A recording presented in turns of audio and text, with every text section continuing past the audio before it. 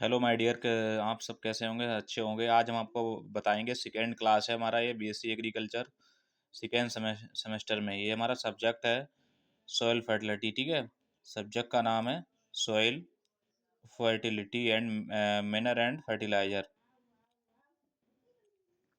तो इसके जो हमारे ऑब्जेक्टिव क्वेश्चन आते हैं, तो एक क्लास हम बना चुके हैं, आज हमारा दूसरा क्लास है। ये बहुत ही इंपॉर्टेंट क्वेश्चन है, इसको आप जरूर रीड करिए। तो चलिए हम देखते हैं। सबसे पहले हमारा आता है क्वेश्चन है, सबसे पहला क्वेश्चन है, नाइट्रोजन को किस रूप में पौधे ग्रहण करते हैं? तो नाइट्रोजन जो तत्व है, इसको पौधे किस रूप में ग्रहण करते हैं? तो नाइट्रोजन को हमारा NO3 यानी कि नाइट्रेट और अमोनिया के रूप में पौधे जो हैं वो ग्रहण करते हैं।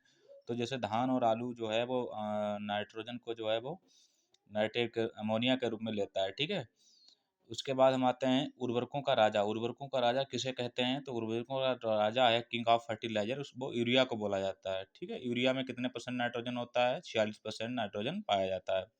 यूरिया क्या है? हमारा सिंगल उर्वरक है, यानी कि एकल जो है फर्टिलाइजर है। ठीक है, इसके बाद है ट्रैफिक पुलिस के नाम से किस तत्व को जाना जाता है?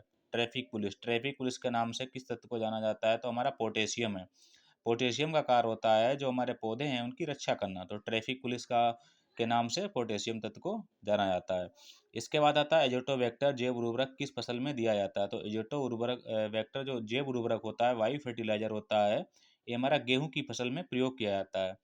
ठीक है, इसके बाद आता है दलहनी फसलों को नाइट्रोजन, दलहनी फसलों में NPK, नाइट्रोजन, फास्फोरस और पोटेशियम का अनुपात कितना होता है? तो 1:2:1 होता है। दलहनी फसलों में नाइट्रोजन कम दिया जाता है क्योंकि उनकी जड़ों में राइजोबियम बैक्टीरिया होता है जो नाइट्रोजन का स्थिरीकरण करता रहता है। तो दलहनी फसलों में NPK का अनुपात होता है 1:2:1। ठीक है, इसके बाद है अनाज वाली फसलों में नाइट्रोजन NPK का अनुपात कितना होता है? जो अनाज वाली, जो खाद्यान्न वाली हमारी फसलें हैं, उनमें कितना होता है? तो उसमें हम बात करते हैं तो 4:2:1 होता है। तो इसमें नाइट्रोजन ज़्यादा दिया जाता है अनाज वाली फसलों में, 4:2:1 होता है। इसके बाद हम बात कर रहे हैं एजोटोबैक्टर प्रति हेक्टेयर कितने केजी नाइट्रोजन स्थिरीकरण करता है? यानी कि प्रति हेक्टेयर में जो एजोटोबैक्टर है वो कितने केजी नाइट्रोजन का स्थिरीकरण करता है? तो 15 से 20 किलोग्राम नाइट्रोजन का स्थिरीकरण करता है। ठीक, इसके बाद हम बात कर रहे हैं भारत में सबसे ज़्यादा नाइट्रोजन तत्व की प्राप्ति किस उर्वरक से होती है? यानी कि कौन सा वो उर्वरक है या कौन सा, तो जिससे नाइट्रोजन की सबसे ज़्यादा प्राप्ति होती है, तो वो यूरिया है। यूरिया से सबसे ज़्यादा नाइट्रोजन प्राप्त किया जाता है, 80% से भी ज़्यादा है। ठीक है, इसके बाद है भारत में सबसे ज़्यादा फास्फोरस तत्व की प्राप्ति किस उर्वरक से होती है? तो फास्फोरस जो तत्व है इसकी जो प्राप्ति होती है वो DAP से होती है। DAP में फास्फोरस कितना होता है? 46%, और नाइट्रोजन कितना होता है? 18%। 55% अकेले फास्फोरस DAP प्राप्त कराता है।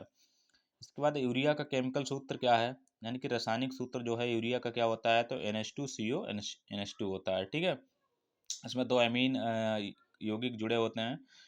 इसके बाद है SSP मतलब सिंगल सुपर फास्फेट में कितने परसेंट फास्फोरस की प्राप्ति होती है? तो 16% फास्फोरस की प्राप्ति होती है।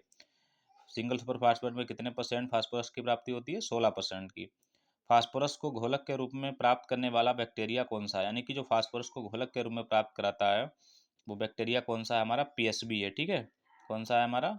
PSB। ठीक है, फास्फोरस सोल्यूबल बैक्टीरिया, फास्फोरस घोलक जीवाणु, इसी को ना बोलते हैं। इसके बाद है बरसीम की फसल में कौन सा राइजोबियम जीवाणु होता है? तो राइजोबियम ट्राइफोलाई। राइजोबियम ट्राइफोलाई जो है हमारा बरसीम की जड़ में पाया जाता है।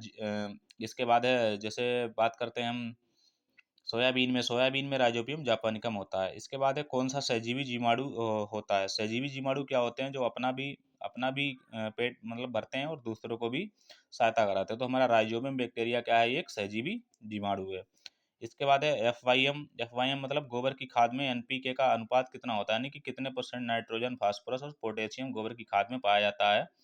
तो गोबर की खाद में नाइट्रोजन 0.5% होता है, फास्फोरस 0.25% होता है, पोटेशियम 0.5% होता है। इसके बाद है बेंगलोर विथ किससे संबंधित है? बेंगलोर विथ जो है वो कंपोस्ट खाद बनाने की एक मेथड है। तो ये कंपोस्ट खाद से संबंधित है बेंगलोर विथ। मृदा में कितने परसेंट नाइट्रोजन पाया जाता है? तो मृदा में 79%। ठीक है, 79% से भी ज़्यादा क्या होता है? नाइट्रोजन होता है। और मृदा में ऑक्सीजन कितना होता है? 20.5% जो है मृदा में ऑक्सीजन पाया जाता है। इसके बाद है मृदा की नमी किससे किससे नापते हैं? तो मृदा की जो नमी नमी है, मॉइस्चर होती है, वो टेंसियोमीटर से नापी जाती है। का पौधों के लिए सबसे अच्छा जल कौन सा होता है? तो पौधों के लिए सबसे अच्छा जल है, उसका नाम है केशिका जल होता है। माइकोराजा किस पोषक तत्व को प्राप्त कराता है? तो माइकोराजा एक फंगी होता है जो जो फास्फोरस तत्व की प्राप्ति कराता है। तो ये हमारे जो क्वेश्चन हैं ये आने वाले एग्जाम के लिए बहुत ही इम्पोर्टेंट्स हैं। तो जो भी हमारे स्टूडेंट हैं इनको 1 से 2 बार इस वीडियो को देख लें। हमें उम्मीद है कि आपको अच्छे तरीके से समझ में आ जाएँ, तो ये आपके एग्जाम में आपकी जो सफलता है उसको और अच्छा करेंगे। तो हमारे जो यूट्यूब चैनल है इसको लाइक और सब्सक्राइब करें, और देखने के लिए धन्यवाद।